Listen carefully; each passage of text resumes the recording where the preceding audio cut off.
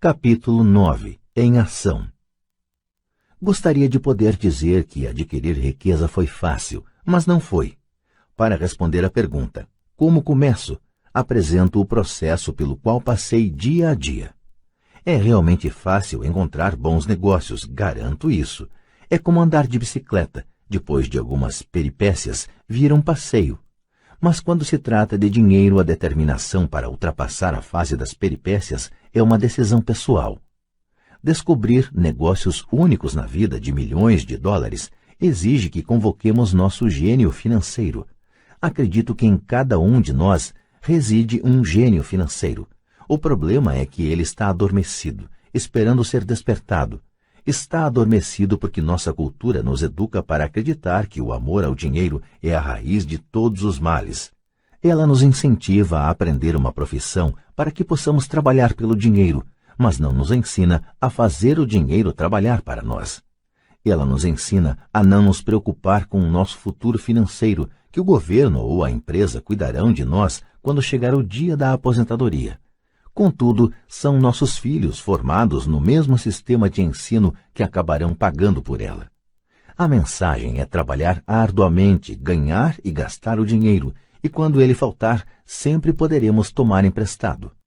Infelizmente, 90% do mundo ocidental aceita essa teoria simplesmente porque é mais fácil encontrar um emprego e trabalhar pelo dinheiro.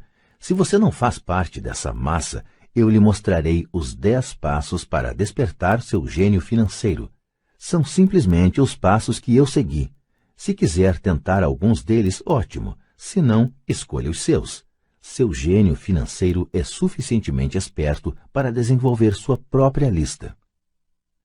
Falando no Peru com um garimpeiro de 45 anos, eu lhe perguntei por que ele tinha tanta confiança em encontrar uma mina de ouro. Ele respondeu: há ouro em todo lugar. A maioria das pessoas não está treinada para vê-lo. E eu diria que isso é verdade. Quanto a imóveis, posso sair qualquer dia e achar 4 ou 5 bons negócios em potencial, onde uma pessoa comum não encontra nada.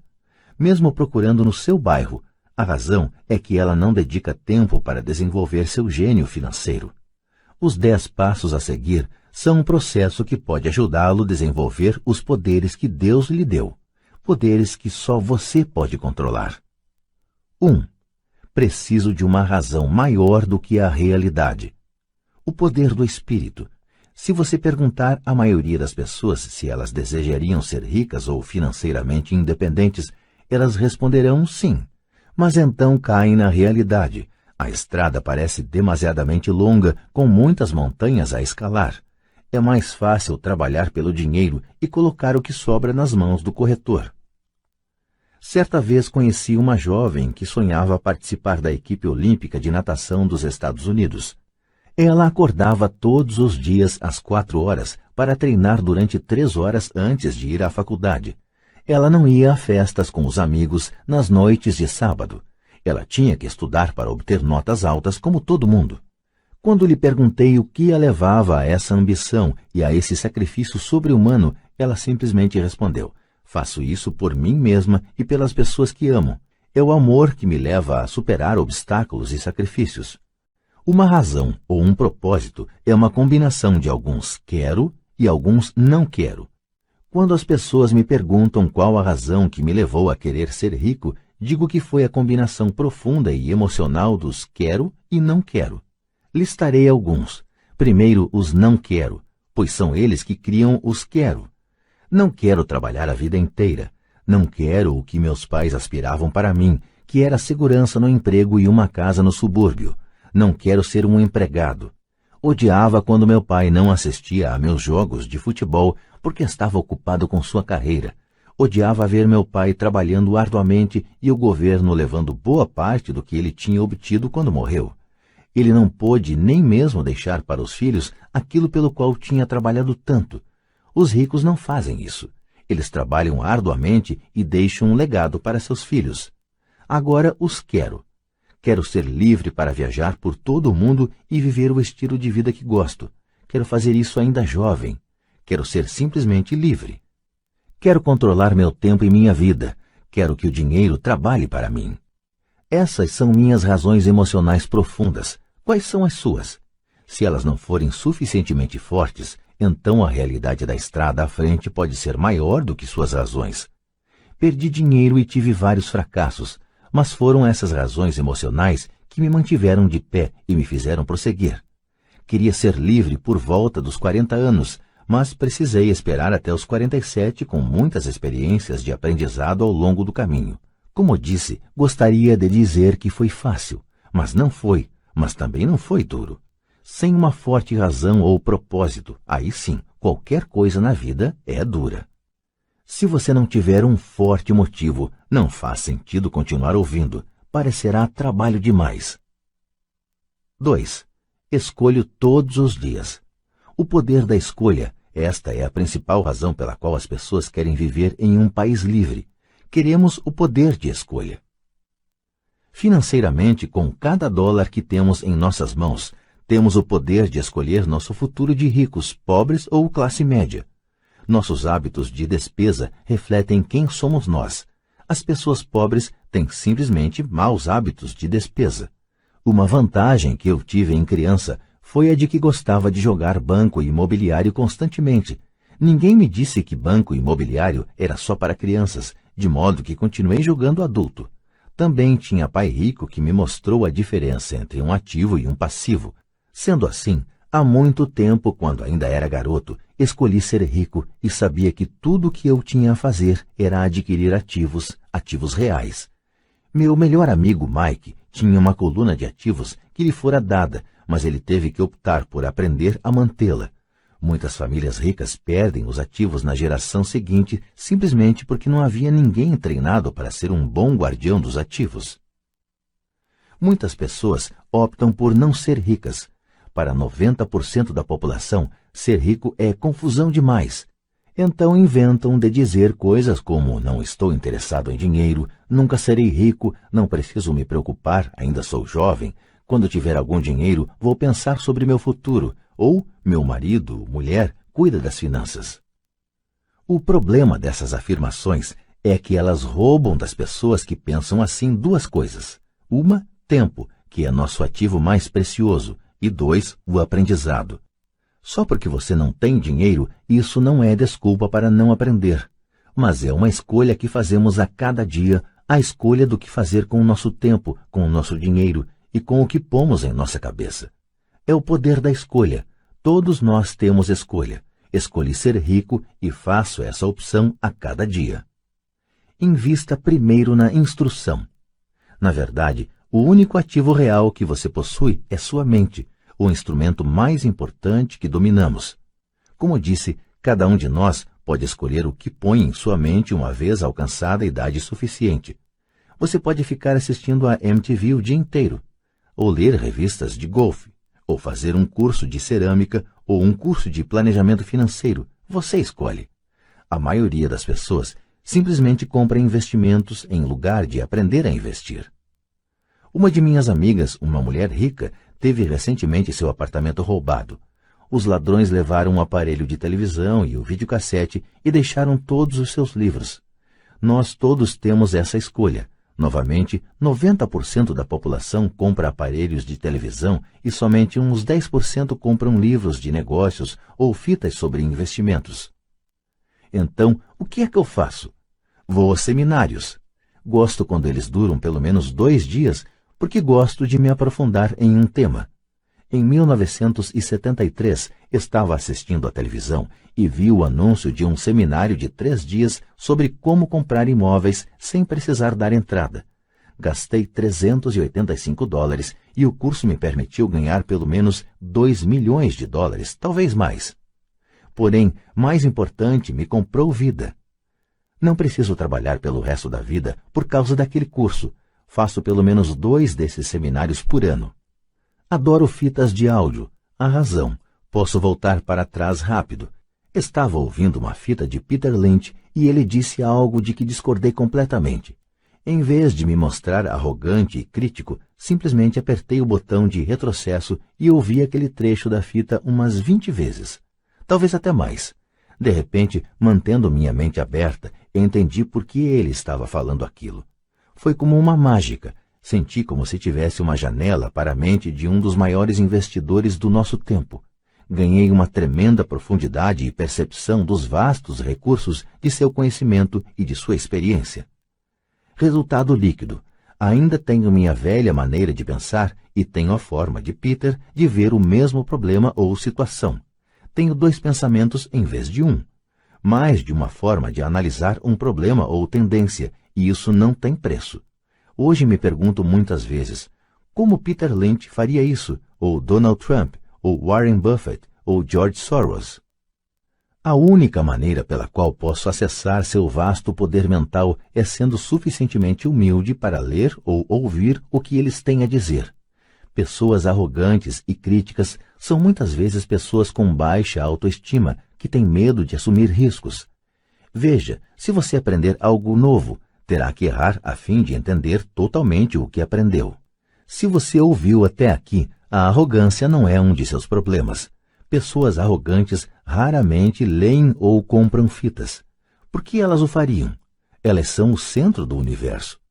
Há pessoas inteligentes que discutem ou se defendem quando uma ideia nova se choca com o que pensam.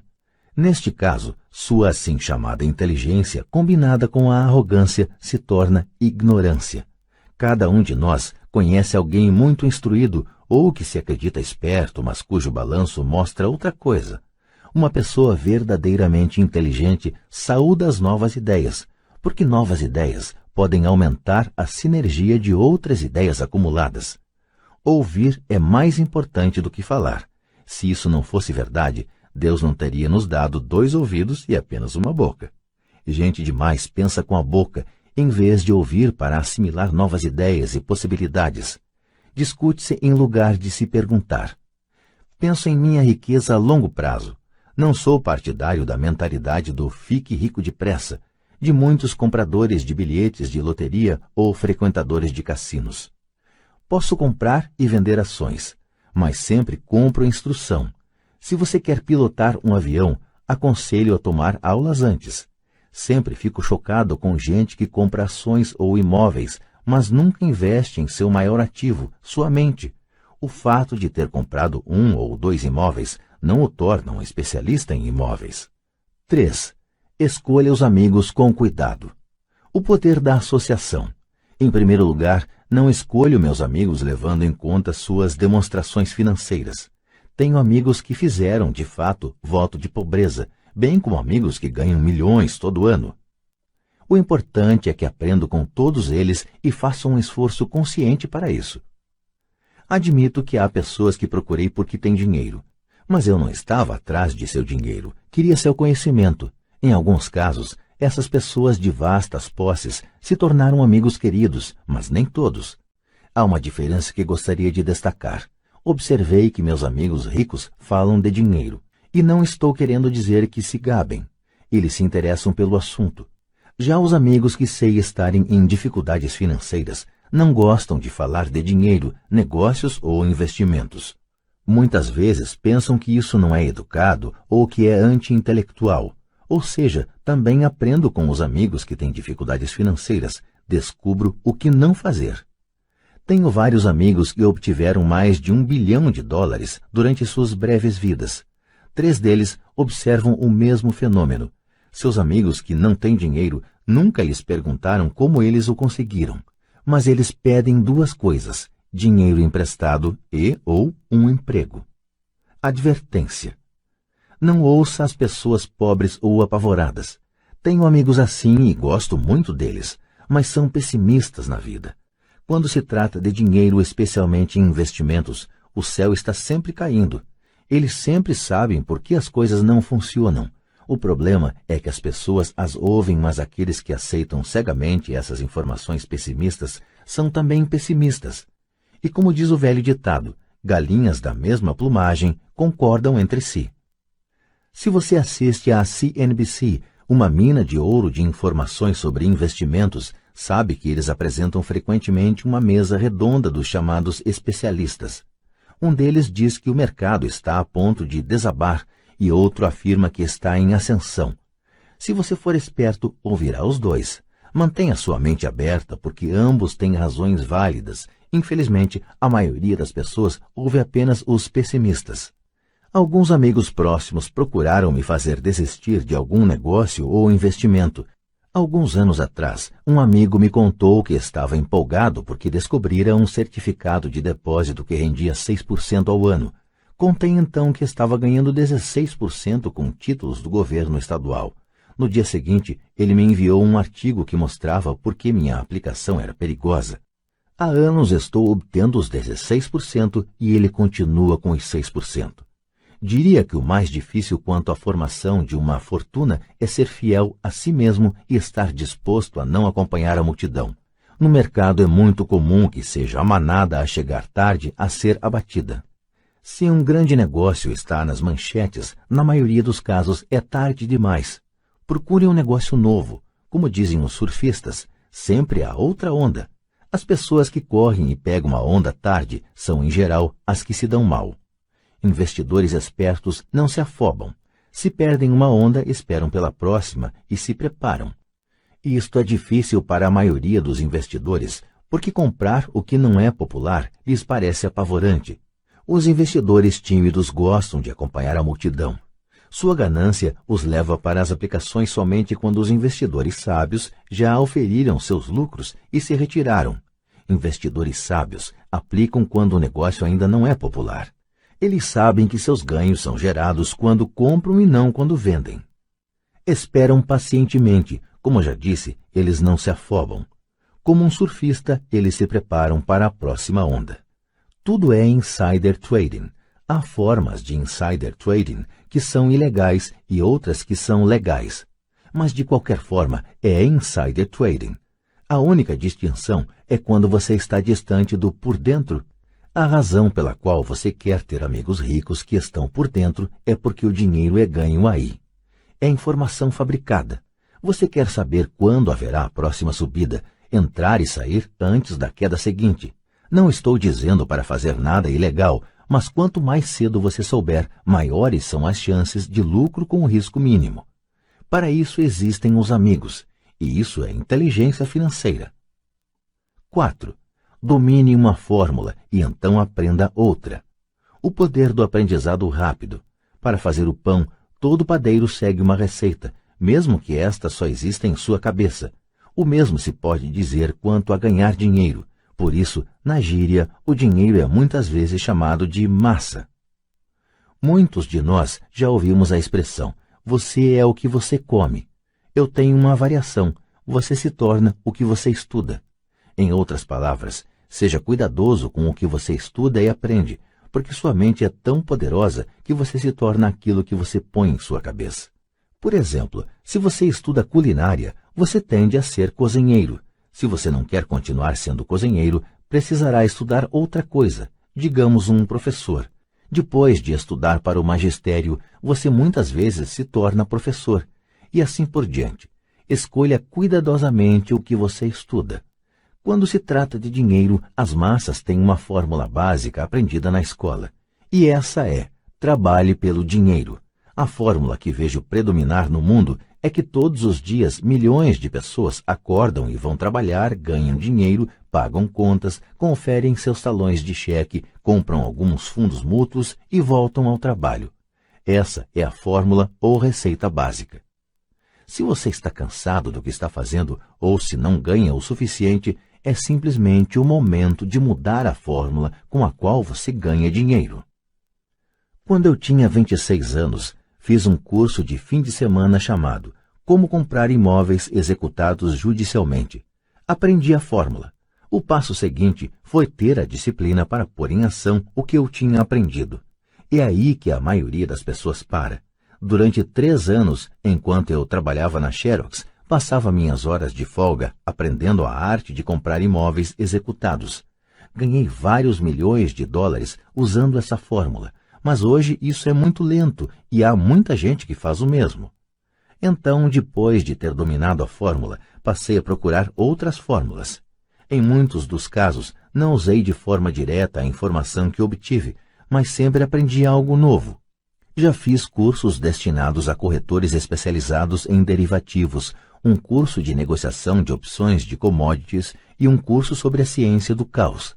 Neste, estava fora de meu ambiente, em uma sala cheia de gente com doutorado em física nuclear e ciência espacial. Contudo, aprendi uma porção de coisas que tornaram meus investimentos em imóveis e ações mais significativos e lucrativos. Muitas instituições comunitárias de ensino superior têm cursos de planejamento financeiro e aquisição de investimentos tradicionais. São lugares ótimos para se começar. Sempre procuro a fórmula mais rápida. É por isso que, com bastante regularidade, faço mais em um dia do que muitas pessoas fazem em toda a sua vida. Outra observação secundária. No mundo em rápida mudança de nossos dias, a questão não é tanto o que você sabe, porque com frequência o que você sabe já está ultrapassado. É a rapidez com que você aprende. Esta habilidade não tem preço.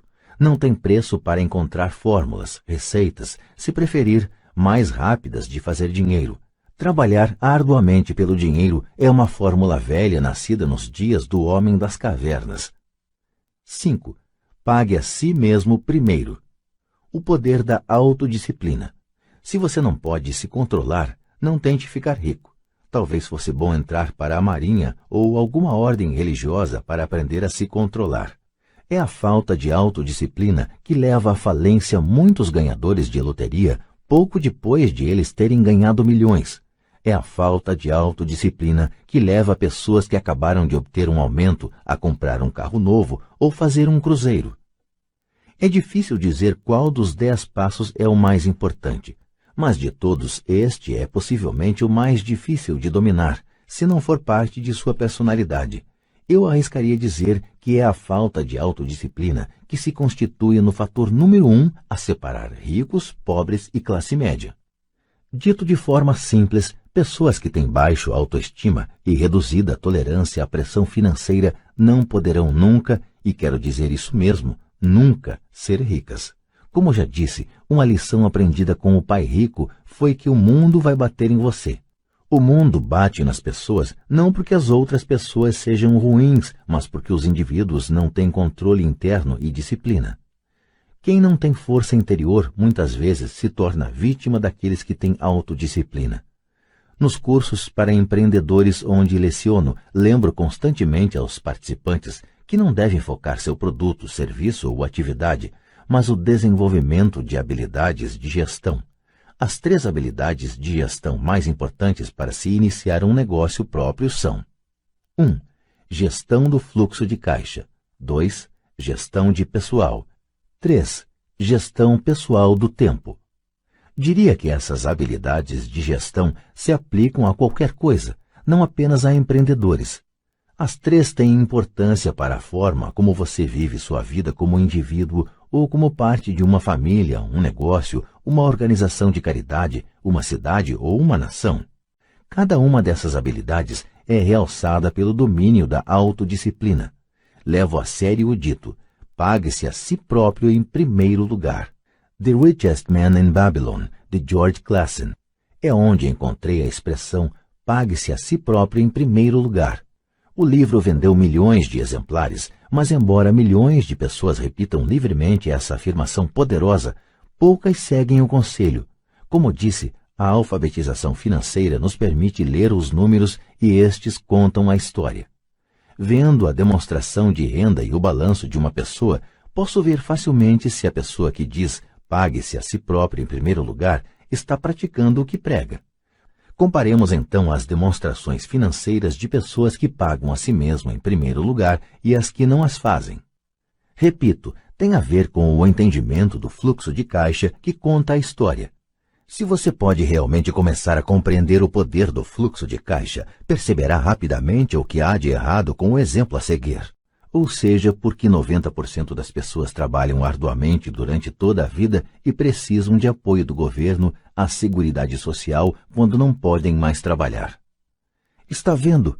O exemplo anterior reflete as ações de uma pessoa que opta por pagar a si mesma em primeiro lugar. Todo mês, ela destina dinheiro para sua coluna de ativos antes de pagar as despesas mensais.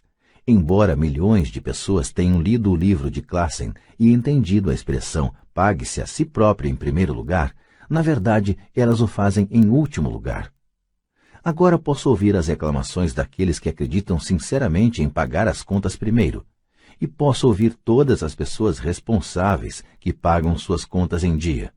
Não estou falando para ser irresponsável e deixar de pagar as contas.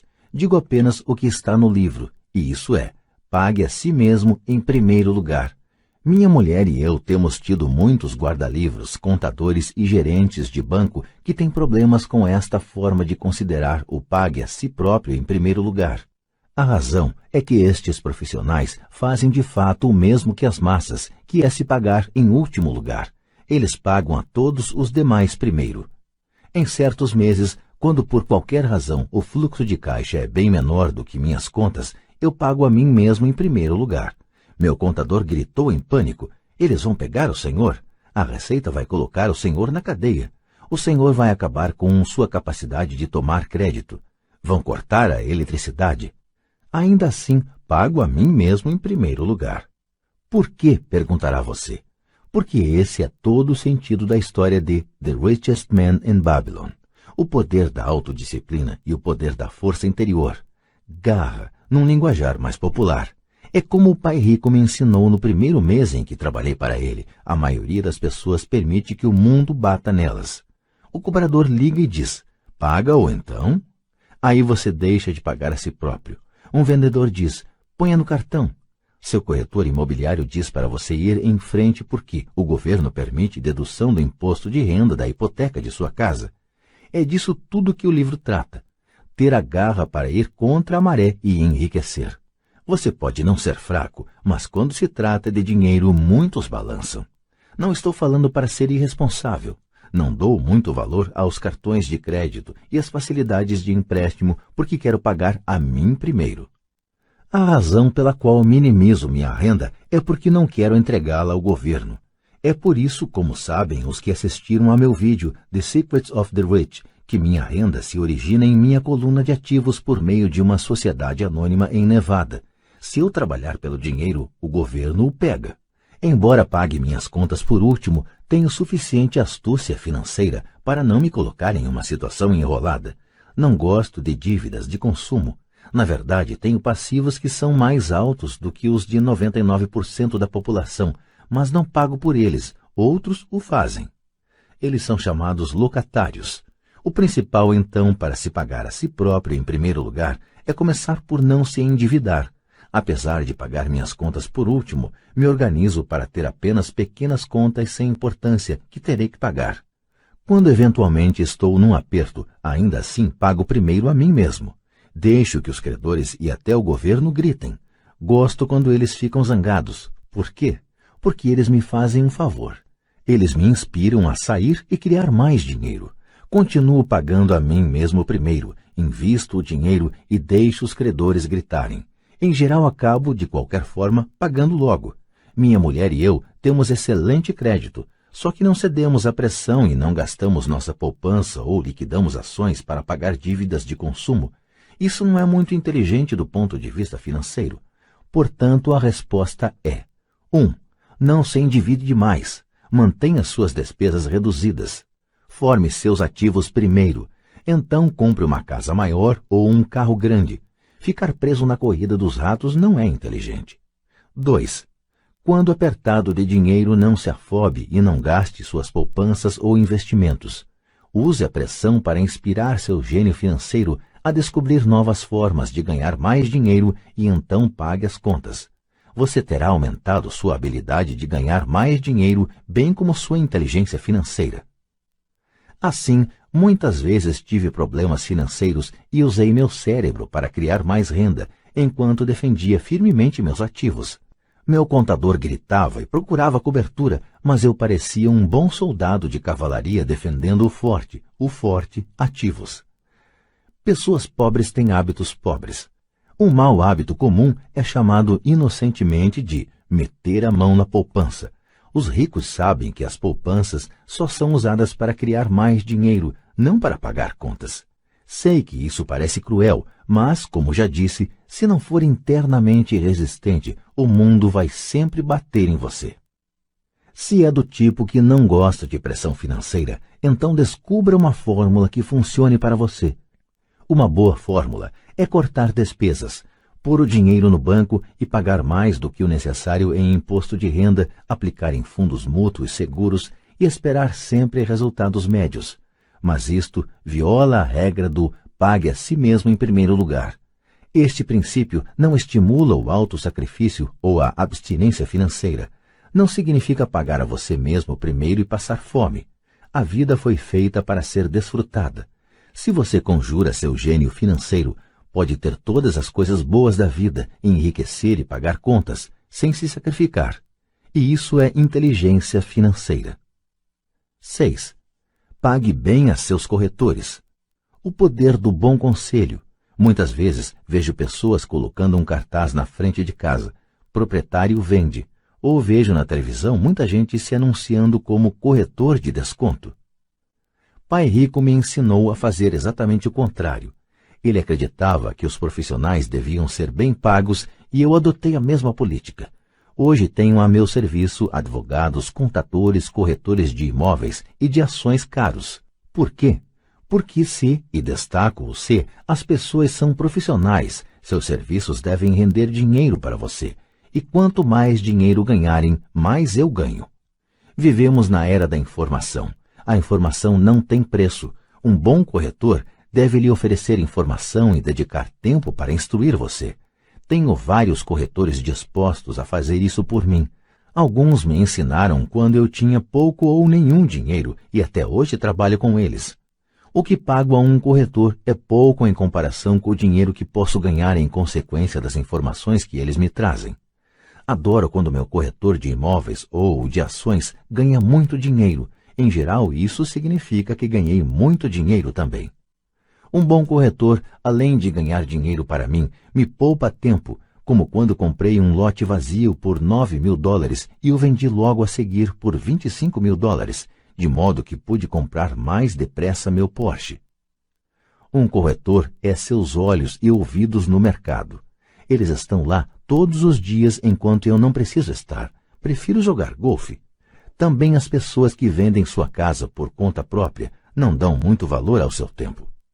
Por que eu iria querer deixar de gastar alguns dólares quando posso empregar esse tempo para ganhar mais dinheiro ou para estar com aqueles que amo? O que acho engraçado é como tantas pessoas pobres e de classe média insistem em dar gorjetas de 15% a 20% nos restaurantes por um mau serviço e reclamam de pagar a um corretor algo entre 3% e 7%. Elas gostam de dar gorjeta a pessoas que figuram na coluna da despesa e maltratam as que estão na coluna dos ativos. Isso não é inteligente do ponto de vista financeiro. Nem todos os corretores são iguais. Infelizmente, em sua maioria, são apenas vendedores. E diria que os vendedores de imóveis são os piores. Eles vendem, mas têm poucos ou nenhum imóvel próprio.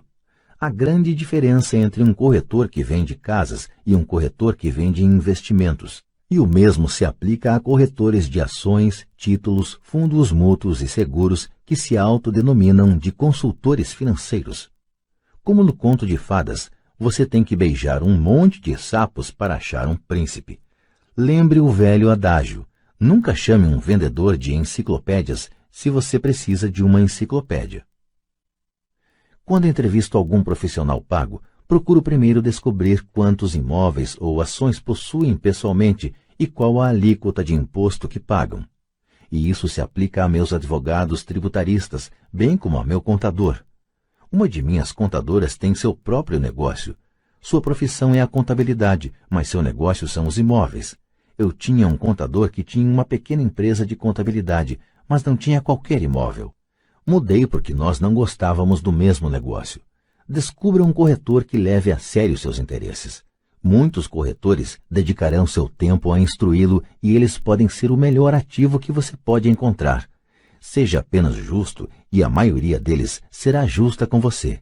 Se você se preocupar em cortar suas comissões, então por que eles quererão estar com você? É uma lógica simples. Como disse anteriormente, uma das habilidades gerenciais é a administração de pessoas.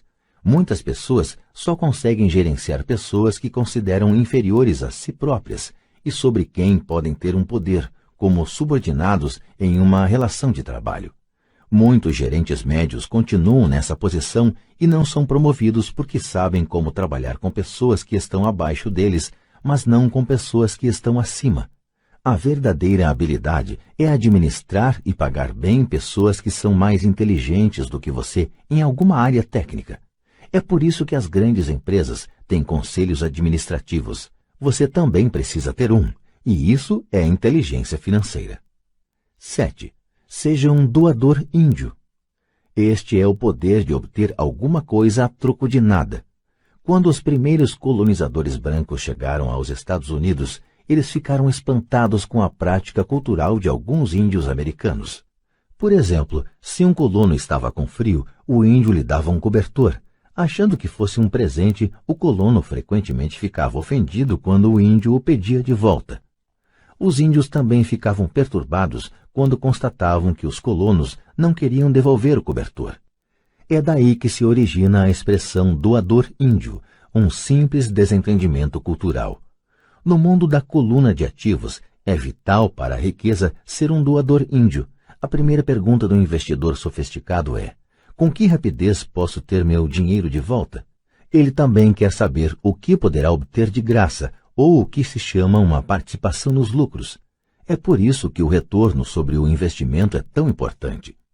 Por exemplo, descobri um pequeno imóvel a alguns quarteirões de onde moro, que estava sendo executado judicialmente. O banco estava pedindo $60 mil e eu apresentei uma oferta de $50 mil que foi aceita, simplesmente porque estava acompanhada de um cheque à vista no valor de $50 mil. Verificaram que eu era sério. Muitos investidores perguntarão se eu não estava imobilizando muito dinheiro de uma vez. Não seria melhor hipotecá-lo? A resposta neste caso é não. Minha empresa de investimentos o aluga por temporada nos meses de inverno e obtém $2.500 ao mês durante 4 meses, quando os pássaros da neve procuram o Arizona. Fora da temporada de férias, seu aluguel é de apenas $1.000 mensais. Em cerca de 3 anos, consegui meu dinheiro de volta. Agora sou proprietário desse ativo, que gera dinheiro para mim todos os meses. O mesmo se aplica às ações. Frequentemente, meu corretor liga e sugere que eu aplique uma considerável quantia em ações de alguma empresa que, segundo ele, está a ponto de fazer alguma coisa que aumentará o valor delas, como lançar um produto novo. Então, durante uma semana ou um mês, aplico meu dinheiro nessas ações, enquanto seus preços sobem. Depois, tiro aquela soma inicial e paro de me preocupar com as flutuações do mercado, porque tenho de volta meu dinheiro inicial e agora sou dono de um ativo que, tecnicamente, me saiu de graça. Sem dúvida, em muitas ocasiões perdi dinheiro, mas somente jogo com dinheiro que posso perder. Diria que na média de 10 investimentos, faço uns 2 ou 3 gols de placa. 5 ou 6 não são lá essas coisas, e perco em 2 ou 3. Mas limito minhas perdas ao dinheiro que apliquei neles naquele momento. As pessoas que odeiam o risco põem seu dinheiro no banco. E a longo prazo, qualquer poupança é melhor do que nenhuma poupança. Mas leva muito tempo para você recuperar seu dinheiro e, em muitos casos, você não leva nada de graça. Eles costumavam dar torradeiras, referência a uma prática adotada por alguns bancos americanos de distribuir eletrodomésticos a quem abrisse contas novas. Mas, atualmente, isso está ficando mais caro. Em todos os meus investimentos precisa haver algo mais, algo de graça. Um imóvel, um lote de terreno, uma casa, ações, escritórios. E o risco deve ser limitado ou deve ser uma ideia de baixo risco. Há livros inteiros que tratam deste assunto, de modo que não me estenderei aqui. Ray Kroc, do McDonald's, vendia franquias de hambúrgueres, não porque gostasse do sanduíche, mas porque queria os terrenos das franquias de graça. Investidores sábios devem dar mais atenção ao retorno sobre o investimento. São os ativos que você obtém de graça depois que você recebe seu dinheiro de volta. Isso é inteligência financeira. 8. Ativos compram supérfluos. O poder do foco. O filho de um amigo estava desenvolvendo um hábito desagradável de gastar demais. Aos 16 anos, naturalmente, desejava ter seu carro. A desculpa: os pais de todos os seus amigos tinham comprado um carro para o filho. O garoto queria pegar suas poupanças e dar a entrada para o carro. Foi aí que o pai me procurou. Você acha que devo fazer o que ele quer ou deveria fazer como os outros pais e dar um carro para ele? Minha resposta: a curto prazo pode ser bom, mas o que você lhe terá ensinado a longo prazo? Você não pode usar seu desejo de ter um carro e incentivar seu filho a aprender alguma coisa? De repente, se acendeu uma luz e ele foi correndo para casa. 2 meses depois, voltei a encontrar meu amigo. Seu filho já está com o carro? Perguntei. Não, mas lhe dei $3.000 para comprar o carro. Falei para ele usar meu dinheiro em lugar do seu dinheiro reservado para a universidade. Você foi bastante generoso, respondi. Nem tanto. O dinheiro veio acompanhado de uma condição. Segui sua orientação para usar seu desejo por um carro como incentivo para que aprendesse alguma coisa. E qual foi a condição? Perguntei. Bom, primeiro voltamos a jogar seu cash flow. Jogamos e tivemos uma longa discussão sobre o uso sábio do dinheiro. Fiz para ele uma assinatura do Wall Street Journal e comprei alguns livros sobre mercado de ações. E daí? Indaguei. O que fez? Falei que os $3.000 eram dele, mas que ele não poderia comprar o carro direto. Ele deveria usar o dinheiro para comprar e vender ações, achar seu próprio corretor, e quando tivesse ganho $6.000, metade ele poderia usar para comprar o carro, e o resto devia colocar na poupança para pagar a faculdade. E o resultado? Continuei. Bem, teve sorte nos primeiros negócios, mas daí a pouco perdeu tudo. Então começou a ficar interessado de verdade. Hoje ainda lhe faltam uns $2.000 e está mais interessado ainda. Leu todos os livros que dei e pegou outros na biblioteca. Lê avidamente o Wall Street Journal, acompanhando os indicadores, e assiste à CNBC em vez da MTV, e está aprendendo muito. Ele sabe que se perder dinheiro vai ter que andar a pé mais uns 2 anos, mas não está preocupado. Já nem liga tanto para o carro porque encontrou algo mais divertido para fazer. E se ele perder todo o dinheiro? Perguntei. Aí vamos ver. Prefiro que ele perca tudo agora do que ter que esperar chegar à nossa idade para arriscar a perder tudo. E além do mais, esses são os melhores $3.000 que gastei com sua educação. O que está aprendendo vai lhe servir por toda a vida e ele parece ter adquirido mais respeito pelo poder do dinheiro. Acho que parou de torrá-lo. Como já falei na sessão, pague a si mesmo em primeiro lugar. Se uma pessoa não domina o poder da autodisciplina, é melhor nem tentar ficar rico. Embora o processo de gerar fluxo de caixa a partir da coluna de ativos seja fácil, é a fortaleza mental de direcionar o dinheiro que é difícil. Devido às tentações externas, é mais cômodo neste mundo de consumismo torrar o dinheiro na coluna das despesas. A falta de fortaleza mental leva a permitir que o dinheiro flua pelos caminhos de menor resistência. Darei um exemplo numérico de inteligência financeira, especialmente a capacidade de usar dinheiro para ganhar mais dinheiro. Se eu der a 100 pessoas $10.000 no início do ano, acho que ao fim do ano, 80 não terão mais nada. De fato, elas terão aumentado seu endividamento usando o dinheiro para dar entrada na compra de carro novo, geladeira, televisor, gravador de vídeo ou em viagem de férias. 16 terão aumentado esses $10.000 em torno de 5% a 10%. 4 terão aumentado a soma para $20.000 ou para alguns milhões. Estudamos para aprender uma profissão de modo a poder trabalhar pelo dinheiro. Na minha opinião, é também importante aprender a fazer o dinheiro trabalhar para nós. Gosto de meus supérfluos tanto quanto qualquer outro ser humano. A diferença é que algumas pessoas compram seus supérfluos em prestações. É a armadilha de querer imitar o vizinho. Quando eu quis comprar um Porsche, o caminho mais fácil foi procurar o gerente do banco e conseguir um financiamento. Em lugar de me preocupar com a coluna do passivo, decidi me concentrar na coluna dos ativos. Como de hábito, empreguei meu desejo de consumir para me inspirar e motivar meu gênio financeiro a investir. Constantemente nos preocupamos em obter as coisas que desejamos em vez de nos concentrarmos em criar dinheiro.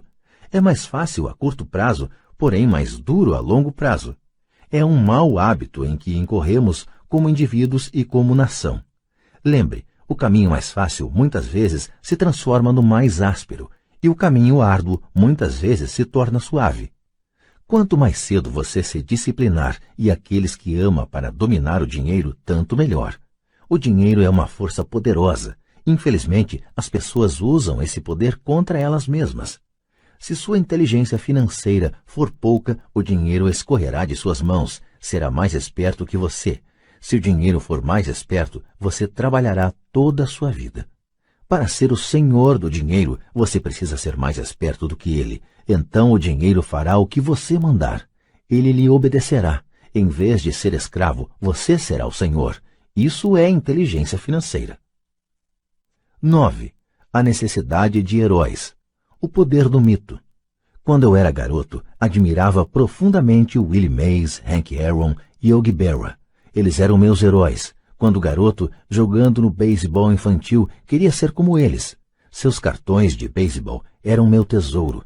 Queria saber tudo a respeito deles. Conhecia suas estatísticas, suas jogadas, quanto ganhavam e como tinham ascendido aos times profissionais.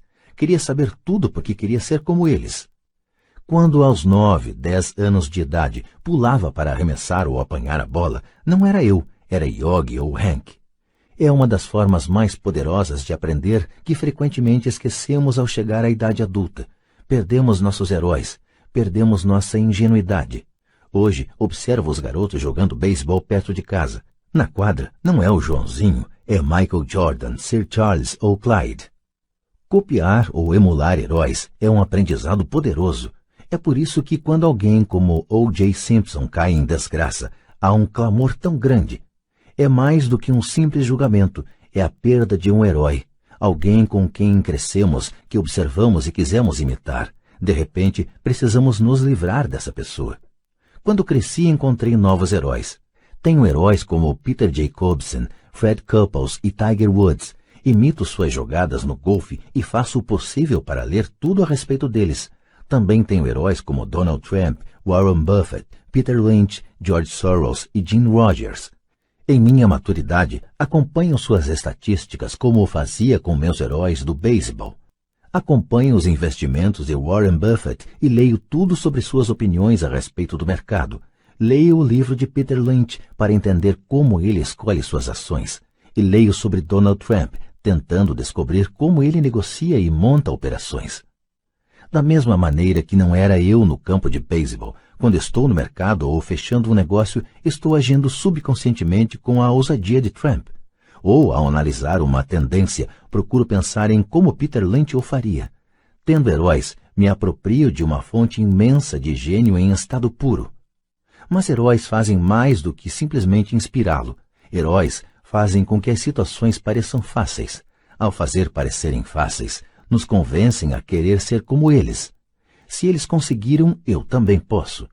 Quando se trata de investimentos, há gente demais para complicar. Procure heróis que façam as situações parecerem fáceis. 10.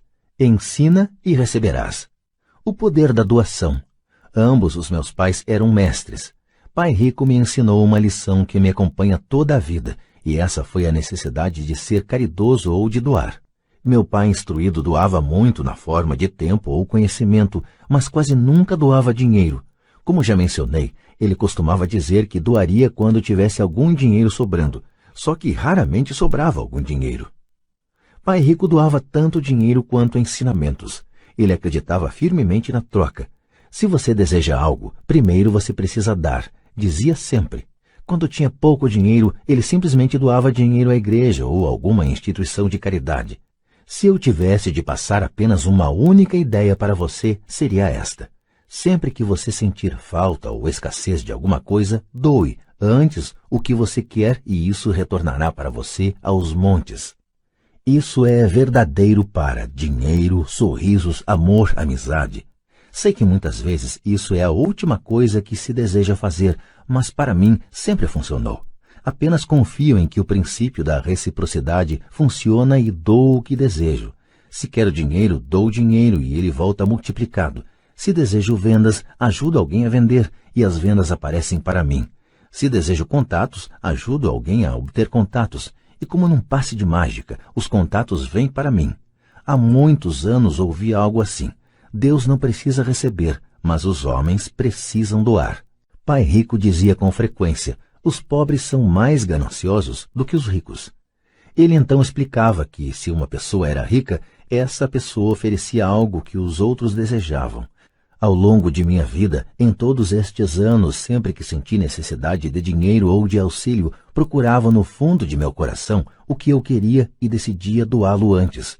Ao fazê-lo, o que eu doava sempre retornava para mim. Isso me lembra a história do cara sentado com lenha nos braços numa noite gelada, e ele gritava para a lareira à sua frente: "Quando você me esquentar um pouco, eu ponho um pouco de lenha dentro de você." Quando se trata de dinheiro, amor, felicidade, vendas e contatos, tudo o que a gente precisa lembrar é doar primeiramente o que se deseja, e isso retornará aos montes para nós. Muitas vezes, apenas o processo de refletir sobre o que você deseja e como você o poderia doar para alguém desencadeia uma torrente de generosidade. Sempre que sinto que as pessoas não estão sorrindo para mim, simplesmente começo a sorrir e a cumprimentar. E como por milagre, de repente há mais gente sorrindo à minha volta. É verdade que seu mundo é apenas um espelho de você. Por isso digo, ensina e receberás. Descobri que quanto mais sinceramente ensino aos que estão desejosos de aprender, tanto mais aprendo. Se você quer aprender sobre dinheiro, ensine a alguém. Uma torrente de novas ideias e distinções mais sutis surgirá. Houve momentos em que doei e nada retornou, ou em que o que recebi não era o que eu desejava. Mas depois de refletir e examinar minha alma, concluí que em vez de doar por doar, eu estava doando para receber. Meu pai ensinava a professores e se tornou mestre dos mestres. Pai rico sempre ensinava aos jovens seu jeito de fazer negócios. Em retrospecto, foi a generosidade deles com o que eles sabiam que os fez melhores. Há neste mundo poderes muito mais fortes do que nós. Você pode chegar lá por si mesmo, mas chegará mais rápido com o auxílio dos poderes superiores. Tudo de que precisa é ser generoso com o que você tem, e os poderes superiores serão generosos com você.